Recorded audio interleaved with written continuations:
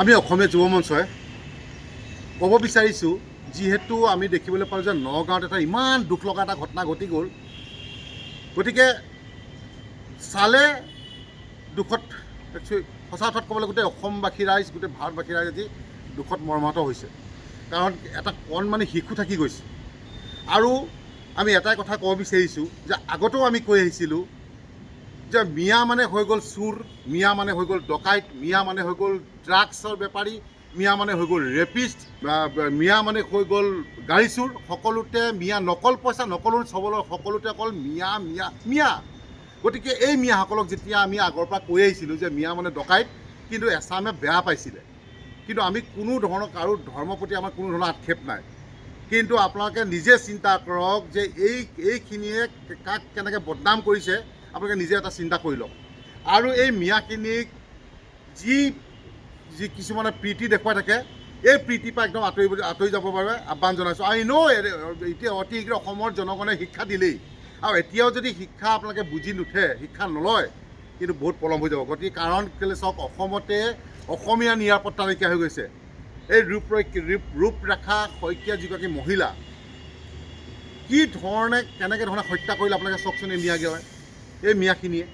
গতিকে আজি এটা কথা আমি অসমীয়া যুৱ মঞ্চৰ পৰা ক'ব বিচাৰিছোঁ, নৱগঠিত যিখন চৰকাৰ অহাকালিলৈ গঠন হ'ব, সেইখন চৰকাৰৰ প্ৰতি আমাৰ আহ্বান, অনুৰোধ, আমাৰ হিমন্ত বিশ্ব শৰ্মা ডাঙৰীয়াক আমি অনুৰোধ জনাইছোঁ যে এই নৰপিশাচকেইটাক, যিকেইটাই আমাৰ ৰূপৰেখা শইকীয়া নামৰ মহিলাগৰাকীক হত্যা কৰিলে, এই হত্যাকাৰীকেইটাক কোনো ধৰণৰ জেল, কোনো ধৰণৰ ফাঁচি কথা নাহে, চিধা এনকাউণ্টাৰ লাগে।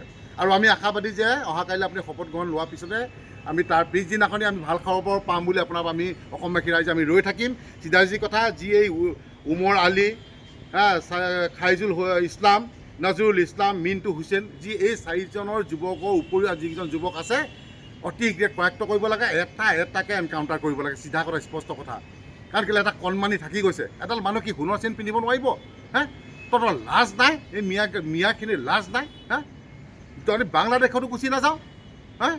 আৰু এটা কথা আমি দেখিবলৈ পালোঁ, যোৱা কালিৰ পৰা দেখিছোঁ যে বাংলাদেশত একদম ভয়াৱহ ৰূপত প্ৰতিবাদ কৰিছে আমাৰ সন্মানীয় মুখ্যমন্ত্ৰী ডাঙৰীয়া, এগেইনষ্টত প্ৰতিবাদ কৰা দেখিছোঁ। ভাৰতৰ এগেইনষ্টত প্ৰতিবাদ কৰা দেখিছোঁ যে ভাৰতখনে তেওঁলোকে নিষেধ কৰি পেলাব, অসমখন নিষেধ কৰিব পেলাব। গতিকে দম আছে, খিলঞ্জীয়া অসমীয়া, কিন্তু জাগিলে তহঁতৰ তত নাপাবি। তহঁতি দৌৰাই কিন্তু তহঁতক অৱস্থা বেয়া কৰি দিব, কিন্তু দৰাই পিতা হ'ব। কিন্তু আৰু এটা কথা আমি প্ৰশাসন তথা আমি লগতে চৰকাৰক এটা কথা আহ্বান জনাব বিচাৰিছোঁ, অনুৰোধ জনাব বিচাৰিছোঁ যে অনতি পলমে এই চাৰিটাক এনকাউণ্টাৰ কৰাৰ ব্যৱস্থা কৰক। অন্যথা কিন্তু আমি অসমীয়া যুৱ মঞ্চই কিন্তু বেলেগ ধৰণে কিন্তু বেলেগ পৰিস্থিতিত গুচি যাব। কাৰণ কেলৈ আমাৰ নিজৰ মানুহক মাৰি থাকিম, আমি চাই থাকিম। কেতিয়াবা দেখিম বিহাৰীয়ে মাৰিব, কেতিয়াবা দেখিম মাৰোৱাৰী মাৰিব, কেতিয়াবা দেখিম মিয়াই বাংলাদেশীয়ে মাৰিব। তো অসমত কি, অসমৰ নিৰাপত্তা নাইকিয়া হৈ গৈছে?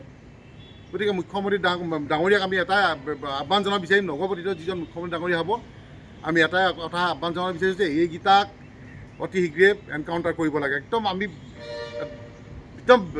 অৱস্থা কিন্তু নহ'লে বেয়া কৰি দিম মানে। কাৰণ আমাৰ মুখ্যমন্ত্ৰীক বাংলাদেশৰ পৰা ৱাৰ্ণিং দিব পৰা হৈ গ'ল, প্ৰধানমন্ত্ৰীক ৱাৰ্ণিং দিব পৰা হৈ গ'ল। ক'ত সাহস পাইছ? আৰু ইয়াতে খাবি, ইয়াতে কৰিবি, ইয়াতে মানুহ ডকাইত কৰিবি।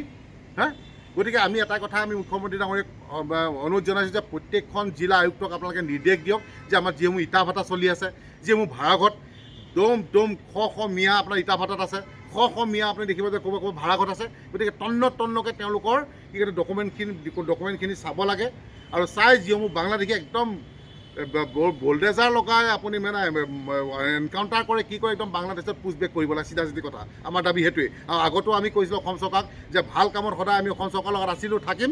এই মিয়া খেদা ক্ষেত্ৰত, বাংলাদেশী ক্ষেত্ৰত যেনেকৈ আমি অসমীয়া যুৱ মঞ্চত থিয় হৈ আগতো আছিলোঁ, এতিয়াও থিয় হৈ থাকিম, আগতো দিনতো থিয় হৈ থাকিম। কাৰণ কেলৈ আমাৰ মা ভনীক চকু দিব বাৰে আমি কিন্তু সহ্য নকৰিম। চিধা কথা, আমি কিন্তু সহ্য নকৰিম। চিধা কথা। গতিকে নৱগঠিত চৰকাৰক এটা আহ্বান জনাইছোঁ যে প্ৰত্যেকখন জিলা আয়ুক্তক আপুনি, মই আকৌ কৈছোঁ যে এটা অৰ্ডাৰ প্লেচ কৰক, আৰু যিবিলাক অবৈধ বাংলাদেশী য'ত আছে এটাকে চুচৰ টেটত ধৰি আনি বাংলাদেশত পেলাই দিয়ক।